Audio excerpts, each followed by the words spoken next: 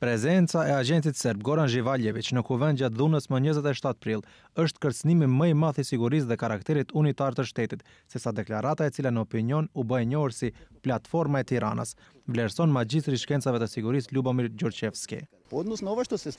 Në lidhje me këtë që ndodhi me prezencën e një të punësuarin nga ambasada serbe, Živaljević, tashmë këtu bëhet fjalë për një ndërhyrje direkte në punën e brendshme të Maqedonisë nga ana e një të punësuari në përfaqësinë diplomatike të një shteti të huaj, me vetë atë që ai ishte prezent në një vend në të cilin kryen vepra penale. Ish kryeshefi i policisë Ljubomir Gjorçevski është i qëndrimit se Živaljević duhet të deportohet nga vendi jon. Maqedonia është dashur të tregohet më e ashpër.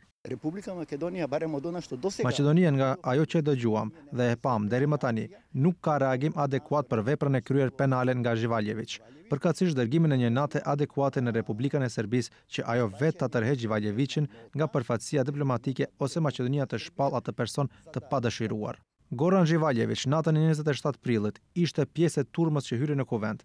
Kamerat e sigurisë treguan se dyert e kuvendit i hapën deputetët e VMRO-DPMNE-s, më saktë Sasho Vasilevski dhe Krsto Mukovski. Prokuroria sot informoi se kanë pranuar raportimin e policisë me të cilin i identifikojnë deputetët që mundësuan protestuesit e dhunshëm pa pengesë të rajnë deputet.